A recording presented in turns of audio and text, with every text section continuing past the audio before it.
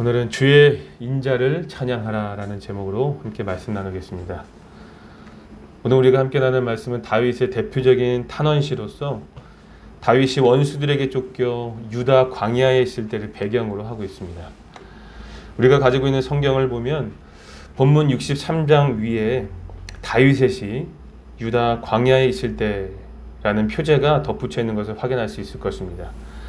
그래서 일반적으로 본문의 배경은 사무엘상 23장에 기록되어 있는 내용으로서 다윗이 사울을 피해 광야에서 도피 생활하던 사건과 관련되어 있다고 생각하시면 될 것 같아요. 하지만 표제와는 상관없이 본문을 잘 읽어보니까 이 본문에는 배경적으로 특별한 정황이 언급되지 않기 때문에 다윗이 광야 생활했던 다른 사건으로도 생각할 수도 있을 것 같습니다. 그것은 바로 사무엘하 15장에 기록되어 있는 압살롬의 반역 사건이에요. 다윗은 압살롬의 반역으로 인해 잠시 광야 생활을 한 경험이 있었는데 아무도 본문은 이 사건과도 관련이 있다라고도 생각할 수가 있겠죠. 광야에 있을 때 기록한 시편이라고 하니까요.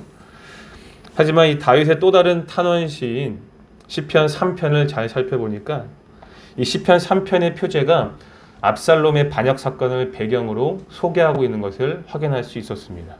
그렇기 때문에 아무래도 본문은 압살롬이 아니라 사울을 피해 광야 생활하던 사건을 배경으로 하는 것이 좋을 듯 합니다.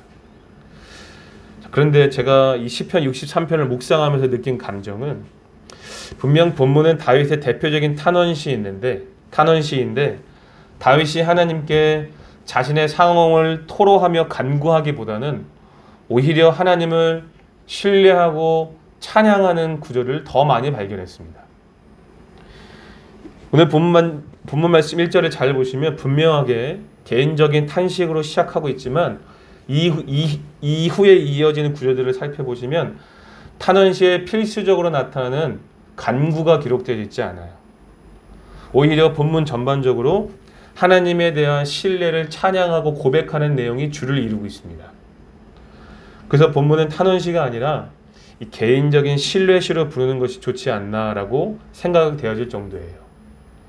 자, 도대체 오늘 본문에서 이 시편 저자가 어떻게 여호와를 신뢰하고 있는지 먼저 본문에서 하나님을 향한 신뢰를 보여줄 수 있는 가장 대표적인 구절을 먼저 한번 살펴볼게요. 우리 3절과 4절 말씀 한번 읽어볼까요? 3절과 4절입니다. 시작. 주의 인자하심이 생명보다 나음으로 내 입술이 주를 찬양할 것이라. 이러므로 나의 평생에 주를 송축하며 주의 이름으로 말미암아 나의 손을 들리이다. 아멘. 지금 시인은 하나님을 향한 온전한 신뢰를 보여주고 있습니다. 여기 인자하심이라는 단어는 히브리어로 헤세드가 사용되었는데 헤세드의 원래의 의미는 하나님의 언약적인 사랑의 핵심과 실패하지 않는 사랑을 말합니다. 예전에도 몇 번 언급한 기억이 있는데 이 인자라는 단어는 출애굽기 34장에서 금송아지 사건으로 이스라엘이 멸망당할 위기에 놓이지 않습니까? 바로 그때 하나님께서 이스라엘을 용서해 주실 때 자신을 소개하신 말씀이 이 인자라는 단어예요. 여호와께서 인자하시기 때문에 이스라엘을 용서해 주시고 구원하신다는 겁니다. 그들의 어떠함이 아니라 하나님의 어떠함으로 말미암은 은혜와 사랑을 가장 잘 나타내주는 단어가 이 인자하심, 이 헤세드라는 단어라는 겁니다. 하나님의 성품을 가장 잘 드러내는 잊지 못할 남다른 사랑의 표현이 인자하심, 헤세드입니다. 그분의 구원의 은총을 가장 잘 드러낸 사랑의 표현, 인자하심, 헤세드라는 거예요. 이처럼 시인은 하나님의 인자하심을 기대하며 자신을 구원해 주실 것을 믿음으로 고백하는데 그냥 고백이 아니라 남다른 고백을 보여주고 있습니다. 어떻게 고백하고 있습니까? 이 하나님의 남다른 그 사랑이, 인자하심이 생명보다 더 낫다라고 찬양하고 있습니다. 이 구절은 좋다라는 의미를 가진 토브를 사용한 비교급 문장으로서 생명보다 하나님의 인자하심이 더 좋다라고 이야기하면서 이 하나님의 사랑을 찬양하고 있는 거예요. 그런데 이 고백은 사실 단순한 고백이 아니죠. 시인이 이렇게 고백할 수 있는 것은 하나님의 헤세드를 경험했기 때문에 이런 고백도 할 수 있는 것입니다. 하나님의 인자하심이 없이는 단 한순간도 살 수 없다라는 자기 인식이 없다면 생명보다 더 좋은 하나님의 인자하심을 고백할 수 없습니다. 하나님의 어떠하심을 경험했기 때문에 그 하나님의 어떠하심을 고백할 수 있는 거예요. 그렇기 때문에 헤세드를 경험한 시인의 찬양이 맹세와 다짐으로 이어지고 있죠. 내 입술이 당신을 찬양하며 나의 평생의 여호와를 찬양할 것입니다 라고 말하고 있죠. 먹고 말하는 일상적인 몸의 기관인 그 입을 평생토록 하나님을 찬양하는 도구로 사용하겠다고 다짐하고 있습니다. 뿐만 아니라 주의 이름으로 말미암아 내 손을 들겠습니다 라고 고백하고 있는데, 이 다짐은 철저한 항복의 표시로 이해할 수 있겠죠. 오직 하나님만이 나를 구원해 주시고 내가 오직 하나님만을 섬기며 살겠다. 오직 하나님만이 나의 유일한 구원자가 되십니다 라는 고백과 같은 것입니다. 이처럼 시인은 하나님을 향한 전적인 신뢰를 고백하고 있습니다. 자, 그렇다면 시인의 상황이 어떻길래 이토록 하나님을 신뢰하며 찬양하고 있을까요? 사실 우리가 아까 설교 서두에서 말씀드렸듯이 지금 시인의 상황이 어디에 놓여 있습니까? 광야에 놓여 있죠. 그렇죠?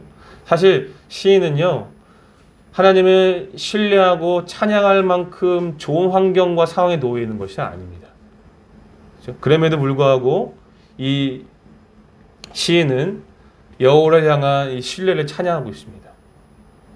우리 1절을 살펴보시면서 이 시인이 처한 상황을 한번 살펴볼게요. 1절 말씀 한번 읽어볼까요? 시작. 하나님이여 주는 나의 하나님이시라. 내가 간절히 주를 찾되 물이 없어 마르고 황폐한 땅에서 내 영혼이 주를 갈망하며 내 육체가 주를 앙모하나이다. 아멘.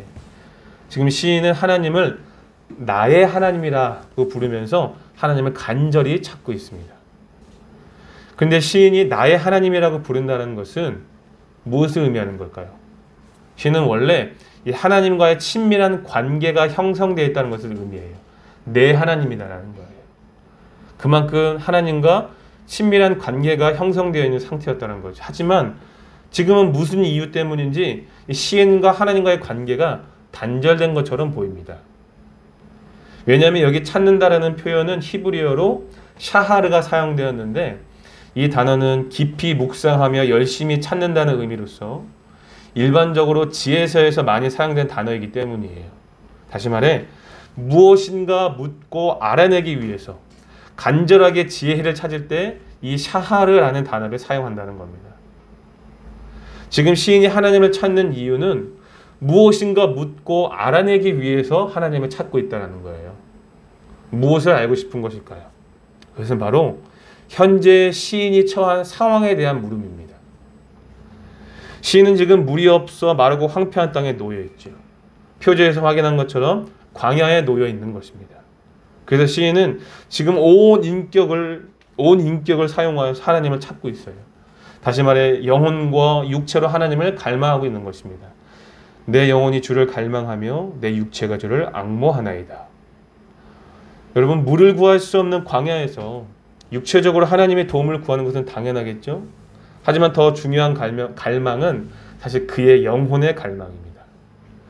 메마른 광야가 물을 갈급해 하듯이 지금 그의 영혼이 하나님을 지금 갈망하고 있는 거예요. 다시 말해 하나님과의 단절로 인해 하나님을 지금 갈망하고 있는 겁니다. 여기 갈망이라는 단어는 히브리어로 카마흐라는 단어가 사용되었는데, 구약에서는 오직 여기 이 한 곳에서만 사용되었다고 합니다. 이 단어는 애타게 그리워하고 사모하는 마음의 표현을 의미합니다. 이 단어만 보아도 충분히 하나님과 이 시인의 사이가 친밀한 관계였다는 것을 확인할 수 있겠죠. 그렇죠? 다시 말해 지금 시인은 친밀했던 하나님과의 단절의 이유가 무엇인지, 어찌하여 자신을 광야로 몰아넣으셨는지를 묻기 위해 그의 전인격으로 간절히 하나님을 찾고 있는 상황인 것입니다. 오늘의 본문이 만약 다윗이 사울에게 쫓겨 광야 생활을 하고 있는 것을 배경으로 한다면 1절의 고백이 충분히 이해가 되죠. 그렇죠? 다윗이 사울에게 쫓겨 광야 생활을 하게 된 이유가 무엇입니까? 철저하게 사울의 완악함 때문입니다. 악신에게 붙들려 그의 마음을 악한 것에 내어주었기 때문이에요. 다윗은 철저하게 하나님만 의지하고 예배 생활을 하면서 사울을 잘 섬겼습니다. 그런데 하루아침에 사울로 인해 도망자 신세가 되죠. 이스라엘 어디에도 거할 곳이 없게 되어서 결국 광야로 쫓겨가게 되는 것입니다. 다윗은 분명 하나님과 친밀함을 유지하고 있었고 그에게 어떤 문제도 발견되지 않았습니다. 그래서 다윗의 입장에서는 현재의 상황이 이해가 되지 않는 겁니다. 그래서 현재의 상황이 무엇으로 인한 것인지 그 이유를 알기 위해서 하나님을 찾고 있는 거예요. 이처럼 시인의 상황은 하나님을 신뢰할 만한 상황이 아닙니다. 그렇죠? 아무 이유 없이 광야로 내쫓겨진, 그리고 하나님을 찾아도 하나님이 응답해 주지 않는 것만 같은 그런 육적으로도 영적으로도 답답한 이 상황에서, 그렇죠? 원망하고 불평에도 모자람이 없는 상황 가운데 놓여 있다라는 거죠. 하지만 앞서 확인했듯이 시인은 하나님을 향한 전적인 신뢰를 보여주고 있습니다. 신뢰할 만한 상황이기 때문에 하나님을 찬양하고 있는 것이 아니었다라는 거죠. 도저히 이해할 수 없는 상황에서 하나님을 향한 신뢰를 노래하고 있습니다. 상황과 환경을 뛰어넘는 엄청난 신앙을 보여주고 있는 것이지요. 그렇다면 시인은 고난 중에도 어떻게 이렇게 하나님을 전적으로 신뢰할 수 있었을까요? 그 이유는 앞서 언급드렸듯이 그가 하나님의 인자하심, 헤세드를 경험했기 때문입니다. 그가 하나님의 헤세드를 경험했기 때문에 생명보다 하나님의 인자하심이 더 좋다라고 찬양할 수 있는 것입니다. 그래서 문제를 해결해 달라고 간구하는 것이 아니라 하나님의 인자하심을 기대하면서 하나님의 신뢰를 노래하고 있는 거예요. 분명 탄식으로 시작했지만 탄식을 없애달라고 간구하는 것이 아니라 오히려 신뢰를 노래하는 이유는 하나님의 인자하심을 믿기 때문이다라는 겁니다. 다윗의 어떠함을 보고 그를 구원해 주신 것이 아니라 하나님의 인자하시는 그 성품 때문에 다윗이 하나님의 구원을 경험했기 때문에 지금 이 광야에 놓여 있어도 하나님께서는 당신의 인자하심을 말미암아 나를 구원해 주실 것이다 라고 믿고 고백하는 것입니다. 오늘 살아가는 신자의 삶은 분명 예수 그리스도로 말미암아 하나님의 인자하심을 경험했다라고 말할 수 있을 것입니다. 당신의 백성들을 향한 남다른 하나님의 사랑을 우리는 그리스도 안에서 지금 충분히 누리고 있습니다.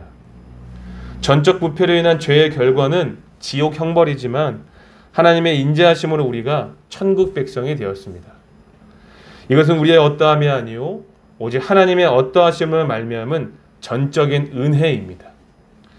하나님의 인자하심으로 말미암는 은혜요 다함이 없는 무한하신 그분의 사랑 때문입니다. 하나님의 성품, 이 헤세드 때문이다라는 거예요. 그러므로 우리도 시인처럼 주의 인자가 생명보다 낫다라고 고백하며 살아갈 수 있어야 합니다. 헤세드를 경험한 신자에게 있어서 이 고백은 당연한 고백이어야 합니다. 하지만 쉽지 않은 무게감이 있죠. 왜냐하면 이 고백에는 삶의 고민과 가치를 비교한 소회를 담고 있어야 하기 때문입니다. 또한 그 중심에 하나님의 은혜를 경험하는 삶이 있어야 하기 때문입니다. 그리고 더 중요한 것은 지속성이에요. 어떠한 상황 가운데서도 주의 인재가 생명보다 낫다라고 고백할 수 있는 성숙한 신앙, 그 지속성이 필요하다는 거예요. 어떻게 하면 광야의 길을 걸어갈 때에도 주의 인재를 삶의 현장에서 노래할 수 있을까? 이 성숙함과 지속성을 고민해보지 않을 수가 없다는 것입니다. 그래서 우리가 환경에 흔들리지 않고 신실하게 하나님의 인재를 노래하기 위해 본문에 기록된 시인의 고백을 살펴보면서 우리가 몇 가지를 한번 확인해 보도록 하겠습니다. 먼저 첫 번째 한번 살펴볼게요. 첫 번째로 광야길에서도 주의 인재를 노래하는 삶을 지속하기 위해서는 바로 예배를 사모해야 합니다. 첫 번째 뭐라고요? 예배를 사모하는 것입니다. 우리 2절의 말씀 한번 읽어볼까요? 2절입니다. 시작. 내가 주의 권능과 영광을 보기 위하여 이와 같이 성소에서 주를 바라보았나이다. 아멘. 시인은 지금 성소, 곧 예배 현장에서 경험한 주의 권능과 영광을 앙모하고 있습니다. 여기 2절에서 이와 같이 성소에서 주를 바라보았나이다 라는 문장은요, 현재성을 얘기한 것이 아닙니다. 히브리어 원문을 보면 이 문장이 바로 오늘 개역 개정에서 뒤에 번역되어져 있지만 사실은 원문을 보면 이와 같이 성소에서 주를 바라보았나이다 라는 문장은 앞에 배치되어져 있습니다. 뿐만 아니라 히브리어 원문으로 봤을 때 이 2절 맨 앞에 뭐가 붙어 있냐면 마치 뭐뭐인 것처럼을 뜻하는 한정부사 히브리어 캔이 사용되어 있습니다. 그래서 문자적으로 해석해 보면 이거예요. 2절이 이겁니다. 내가 성소에서 당신의 권능과 영광을 바라본 것처럼이 되는 겁니다. 무슨 말인지 이해가 되시죠? 그러니까 지금 시인은 과거 성소에서 하나님의 영광을 보았던 순간을 떠올리면서 주의 영광과 권능을 사모하고 있는 것입니다. 다시 말해 시인이 하나님과의 이유 없는 단절 속에서도 그리고 광야길을 걸어가고 있는 상황 속에서도 주의 인자가 생명보다 낫다라고 고백할 수 있었던 이유는 그가 꾸준히 예배 생활을 지속해 왔기 때문이다라는 거예요. 이 예배 생활을 통해 주의 권능과 영광을 경험한 그 은혜가 이 성숙한 신앙을 지속할 수 있게 도왔다라는 것입니다. 그러므로 신자가 지속적으로 하나님을 전적으로 신뢰할 수 있는 방법은 예배의 현장을 계속해서 사모하며 그 은혜를 경험하는 것입니다. 신자에게 있어서 예배 생활은 하나님의 인자하심을 가장 강력하게 경험할 수 있는 방법 중에 하나입니다. 좀 더 구체적으로 말씀드리면 예배 자체가 하나님의 인자하심으로 말미암은 은혜라고 말할 수 있습니다. 여러분, 하나님께서 이스라엘 백성들에게 첫 번째 주신 계명이 무엇입니까? 너는 나 외에는 다른 신을 내게 두지 말라라는 것입니다. 다른 신 섬기지 말라는 거겠죠. 이것은 무엇을 의미합니까? 하나님만 예배하라는 것입니다. 예배가 한글말로 섬기다는 뜻이거든요. 그렇죠? 하나님만 예배하라는 거예요. 그리고 그 이후에 이어지는 계명들은요. 하나님을 어떻게 예배해야 하는지 예배하는 생활에 대해서 소개하고 있는 것이 다음 계명들인 것이죠. 근데 여러분 이 계명을 언제 주셨습니까? 이스라엘 백성들이 하나님과 언약을 맺을 때 주셨습니다. 하지만 이스라엘 백성은 십계명을 받기도 전에 뭐 했습니까? 금송아지를 만들고 우상을 섬겼습니다. 하나님과 언약을 맺기 위해 올라간 모세가 40일이나 지나도 내려오지 않자 백성들은 아론을 닥달하여서 그들을 위한 신을 만들어내라고 합니다. 그래서 금송아지를 만들어내고 그들을 위한 신을 섬기죠. 모세가 십계명이 기록된 돌판을 들고 내려왔는데 백성들이 금송아지를 만들어 놓고 축제를 벌이고 있는 것을 발견하죠. 그때 모세가 어떻게 합니까? 그 십계명 돌판을 바닥에 던져서 깨트려 버립니다. 이대로 언약이 체결되면 이스라엘은 구제할 길이 없다라고 판단한 것이지요. 실제로 하나님께서는 그들의 완악함을 보시고 이스라엘 백성들을 완전히 멸절시키시려고 말씀하셨어요. 그들을 완전히 멸절시키고 모세를 통해 다시 민족을 세우시려고 이렇게까지도 말씀하셨다는 겁니다. 하지만 생명을 내건 모세의 간곡한 중보로 인해 그들을 용서해 주시죠. 그때 그들을 용서하며 자신을 소개하신 성품이 바로 인자라는 거예요. 헤세드 하나님, 인자하신 하나님. 그렇죠? 그리고 나서 다시 모세가 시내산에 올라가 십계명을 받는데 십계명의 내용이 바뀌었습니까? 아니요, 바뀌지 않았습니다. 여전히 첫 번째 계명은 너는 나 외에는 다른 신을 섬기지 말라입니다. 그렇죠? 하나님만 예배하라라는 거예요. 결국 이스라엘 백성들이 하나님을 예배할 수 있는 결정적인 이유는 무엇으로 인한 결과입니까? 하나님의 인자하심으로 인한 결과다라는 거예요. 하나님께서 당신의 인자하심을 나타내지 않았다면 이스라엘은 하나님 백성도 될 수 없었을 뿐만 아니라 하나님을 예배할 수도 없었다라는 것입니다. 성도 여러분, 예배 자체가 왜 하나님의 인자하심을 말미암은 은혜라는 것을 이제 아시겠습니까? 이해가 되시면 아멘 하시기 바랍니다. 그렇죠? 본질상 우리는 하나님이 아니라 마귀를 섬기는 자들이었습니다. 하나님을 섬길 수 없는 존재. 본질상 죄로 인해 지옥 형벌이 정해진 존재였다는 거예요.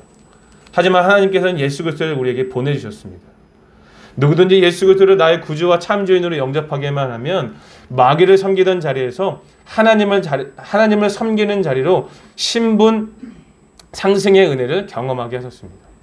죽음에서 생명으로 옮겨지는 은혜를 경험하게 하셨다는 거예요. 그것을 확인하고 경험하는 자리가 어떤 자리라는 거예요? 예배의 자리라는 것입니다. 믿으시면 아멘 하시기 바랍니다. 이 모든 것이 하나님의 인자하심, 그분의 헤세드라는 성품으로 말미암아 은혜라는 거예요. 그래서 신자는 주의 인자가 생명보다 낫다라고 고백할 수 있어야 된다는 것입니다.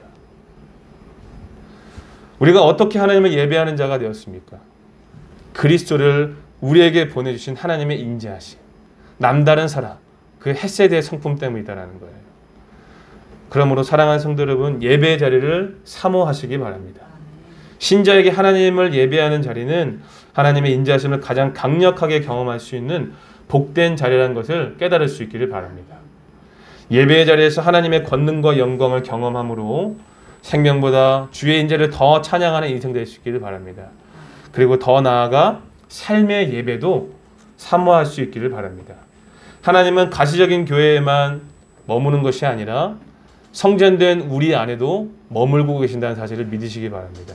그래서 우리는 개인적인 삶의 예배를 통해서도 하나님의 권능과 영광을 경험할 수 있는 거예요. 부디 예배 자리 그리고 삶의 예배를 통해 경험되는 은혜로 말미암아 주의 인자를 노래하는 복되고 아름다운 인생이 될 수 있기를 예수님의 이름으로 축복합니다. 아멘. 자, 이제 두 번째 살펴볼게요. 두 번째로 광야길에서도 주의 인자를 찬양하는 삶을 지속하기 위해서는 하나님의 은혜를 기억해야 합니다. 두 번째 뭐라고요? 하나님의 은혜를 기억해야 된다는 거예요. 6절과 7절 말씀 한번 읽어볼까요? 6절과 7절입니다. 시작. 내가 나의 침상에서 주를 기억하며 새벽에 주의 말씀을 작은 소리로 읊조릴 때에 하오리니 주는 나의 도움이 되셨습니다. 내가 주의 날개 그늘에서 즐겁게 부르리이다. 아멘. 지금 시인은 침상에서 주를 기억하고 새벽까지 읊조리고 있습니다. 문자적으로 읽으면 나의 침상에서 내가 당신을 기억할 때마다 밤을 지키며 나는 당신을 읊조립니다 라고 이야기할 수 있어요. 주야로 율법을 묵상하듯이 밤새도록 하나님에 대해서 깊이 생각하고 묵상한다는 거예요. 왜 시인은 밤을 지키며 새벽까지 잠들지 않고 있습니까? 왜 그렇습니까? 왜냐하면 하나님께서 시인의 도움이 되셨기 때문입니다. 미래를 말하는 것이 아니라 과거에 도움이 되셨던 그 하나님을 기억하고 있는 거예요. 하나님이 내 도움이 되셨습니다. 그렇죠? 그래서 시인은 그 은혜를 기억하며 이 광야에서도 하나님을 향한 신뢰를 찬양할 수 있었던 것이죠. 그러므로 우리도 주의 인자를 찬양하는 삶을 지속하기 위해서는 하나님의 은혜를 늘 기억할 수 있어야 합니다. 여러분, 망각은 은혜 생활하는 데 있어서 가장 치명적인 적입니다. 왜냐하면 은혜를 잊으면 익숙함에 속아 은혜를 은혜라고 생각하지 않는 불신앙을 낳기 때문입니다. 그렇기 때문에 신자에게 있어서 하나님의 은혜를 기억하는 것은 참으로 중요한 결단이라고 여러분들 믿으시기 바랍니다. 특별히 신자가 반드시 기억해야 하나님의 은혜를 꼽는다면 무엇이 우선되어져야 되겠습니까? 당연히 하나님의 구원의 은혜입니다. 신자는 하나님께서 갚을 수 없는 은혜를 받았는데 그것은 바로 이 구원이라는 은혜예요. 은혜를 어떻게 설명하면 좋을 것 같습니까? 은혜는 받을 수 없는 자가 받을 수 없는 것을 값없이 선물로 받는 것을 말합니다. 구원을 값없는 선물이라고 표현하는 것은 값의 가치가 낮아서가 아니라 감히 값을 매길 수 없을 만큼 고귀한 것이기 때문입니다. 어떠한 등가 교환으로도 성립되지 않는 것이 구원이라는 은혜라는 거예요. 성도님들은 지금 이 은혜를 날마다 기억하고 계십니까? 그리스도와 그분의 십자가를 생각할 때 말할 수 없는 감격과 기쁨이 여전히 샘솟고 계십니까? 만약 그렇지 않다면 우리는 어느새 익숙함에 속아 우리가 누리는 은혜를 망각하고 있는 것일지도 모르겠습니다. 그래서 우리가 망각한 것 때문에, 그 은혜를 망각했기 때문에 하나님의 인자를 지속적으로 노래하지 못하고 어려움과 광야의 길을 걸을 때 원망을 쏟아내고 있는 것일지도 몰라요. 여러분, 일본이라는 나라가 지금도 여전히 역사를 왜곡하고 심지어 우리가 주장하는 역사를 부정하고 있습니다. 왜냐하면 그들은 자기들이 저지른 과오를 알고 있기 때문이에요. 지은 죄가 있으니까 왜곡하고 할 수 있으면 부정하려고 하는 겁니다. 하지만 대한민국 사람들 그러면 안 되겠죠. 안타깝게도 젊은 세대들 중에 역사의식이 부족하여서 왜곡된 역사를 무분별하게 받아들이는 것 같습니다. 그래서 역사의식이 부족한 현대인들에게 잊지 못할 슬로건이 만들어지게 되죠. 그것이 무엇입니까? 역사를 잊은 민족에게는 미래가 없다라는 문장입니다. 이것은 은혜를 망각한 신자들에게도 귀한 도전이 됩니다. 과거 우리가 어떤 존재였는지를 기억할 때 현재와 미래에 누릴 영광스러운 은혜가 어디서부터 그리고 누구로부터 시작되는지를 깨닫고 하나님의 은혜를 날마다 노래할 수 있기 때문입니다. 그러므로 사랑하는 성도 여러분, 하나님께서 우리에게 행하신 놀라운 은혜를 날마다 기억하시기 바랍니다. 왜 그렇습니까? 왜냐하면 독생자를 주시기까지 우리를 사랑하셨는데, 독생자를 주시기까지 허락하신 그 구원의 은혜인데 어찌 우리를 고난에서 건져내지 않으시겠습니까? 그렇죠? 독생자를 주시기까지 우리를 사랑하셔서 당신의 남다른 사랑을 보여주셨는데 어떻게 우리를 광야길에서 그냥 내버려 두시겠습니까? 그렇죠? 우리가 날마다 우리를 구원하신 은혜와 사랑을 날마다 기억할 때에 광야에서도 하나님의 인자를 노래할 수 있는 것입니다. 사랑하는 성도 여러분, 세상 풍파가 삶을 흔들 때 받은 복을 세어보라라는 찬양이 있죠. 그렇죠? 그야말로 신앙의 간증이자 삶의 지혜입니다. 주의 은혜가 최고라는 고백은 하지만 그 고백을 지키며 사는 삶은 더 귀하다는 사실을 믿으시기 바랍니다. 부디 하나님께서 우리에게 행하신 은혜를 날마다 기억하셔서 광야길에서도 하나님의 인자를 노래하는 성숙한 신앙이 될 수 있기를 예수님의 이름으로 축복합니다. 우리 마지막으로 세 번째로 광야길에서도 주의 인자를 찬양하는 삶을 지속하기 위해서는 하나님과의 관계에 집중해야 합니다. 세 번째 뭐라고요? 하나님과의 관계에 집중하는 것입니다. 우리 8절과 9절을 함께 읽어보겠습니다. 8절과 9절입니다. 시작. 나의 영혼이 주를 가까이 따르니 주의 오른손이 나를 붙드시거니와 나의 영혼을 찾아 멸하느라 하는 그들은 땅 깊은 곳에 들어가며 가야셀에게 넘겨져 승냥이의 먹이가 되리이다. 아멘. 지금 시인은 하나님과의 관계가 단절된 것 같은 상황 속에서도, 그렇죠? 광야길을 걸어가고 있는 이 어렵고 극심한 어려운 상황 가운데서도 하나님을 가까이 따르겠다라고 결단하고 있습니다. 여기서 따르다라는 동사는요, 히브리어 원어를 보면 꼭 붙들고 매달려 있다는 뜻으로서 붙잡다라는 말과 같습니다. 단순히 조조조 따르다는 개념이 아니라 꼭 붙잡고 매달려 있다는 뜻으로도 설명할 수 있다는 거예요. 또한 여기 나의 영혼이라는 단어는 히브리어로 네페시가 사용되는데 자기 생명과 자아와 인격을 두루 포함한 단어입니다. 다시 말해 시인은 자신의 전인격을 다해 하나님을 붙들겠다라는 겁니다. 그리고 시인이 하나님을 전인격으로 붙드는 것처럼 하나님의 손도 시인을 꼭 붙잡고 계심을 믿으며 고백하고 있습니다. 아무래도 지금 시인과 하나님 사이에 깊은 연대성이 느껴집니다. 그만큼 둘 사이의 관계가 친밀하다라는 거예요. 시인은 아무래도 하나님과 이만큼의 친밀함이 있었기 때문에 광야길에서도 하나님의 인자를 찬양할 수 있었던 것입니다. 두 사람의 관계가 너무너무 친밀하니까 그 어떤 것도 그 관계를 깨트릴 수가 없는 것이죠. 하나님이 그를 위하시는데 누가 그를 대적하겠습니까? 그렇죠? 대적들의 공격이 그들의 목을 조르는 결과를 맞이하게 될 것이라고 지금 믿음으로 고백하며 선포하고 있습니다. 그러므로 우리도 시인처럼 하나님과 친밀하기 위해 힘써야 합니다.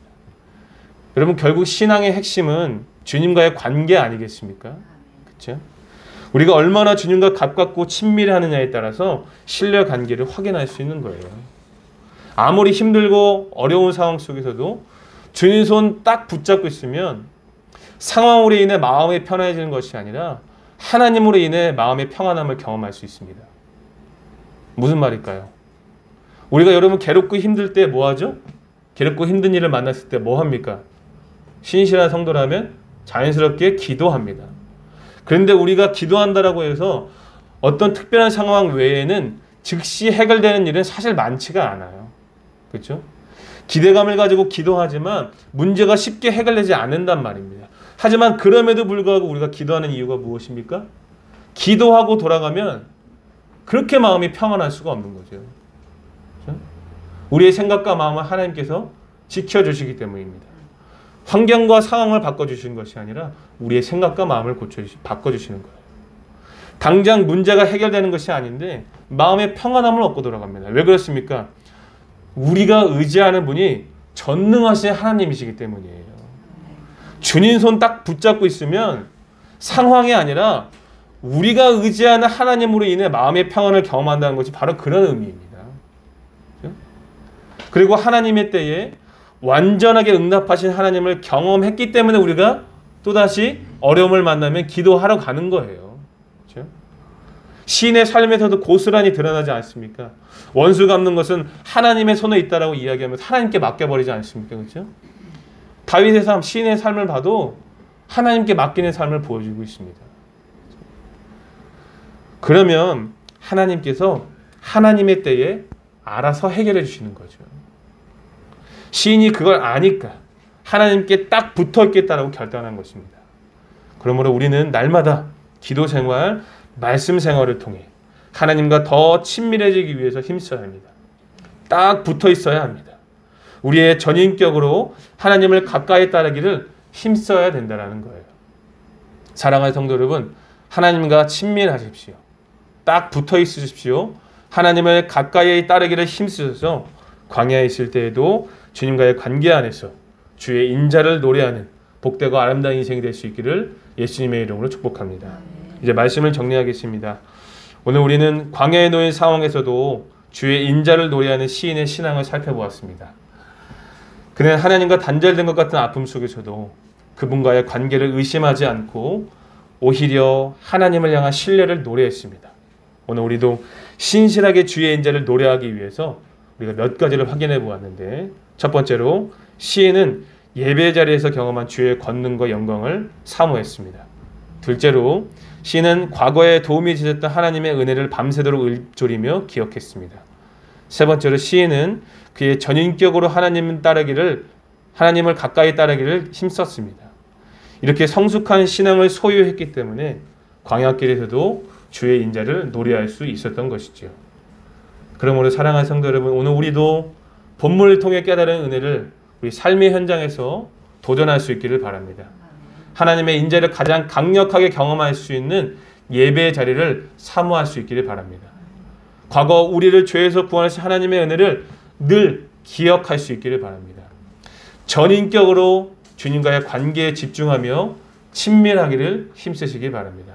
그러면 우리도 시인처럼 광야길에서도 탄식과 원망보다 하나님을 향한 인자를 기대하며 그분의 헤세드를 노래하는 성숙한 신앙인으로 성장하게 될 줄로 믿으시기 바랍니다. 부디 어떤 상황 속에서도 하나님의 인자를 찬양하며 그분의 헤세드를 세상에 보여주셔서 하나님께 영광을 돌리는 복되고 아름다운 인생이 될 수 있기를 예수님의 이름으로 축복합니다. 아멘.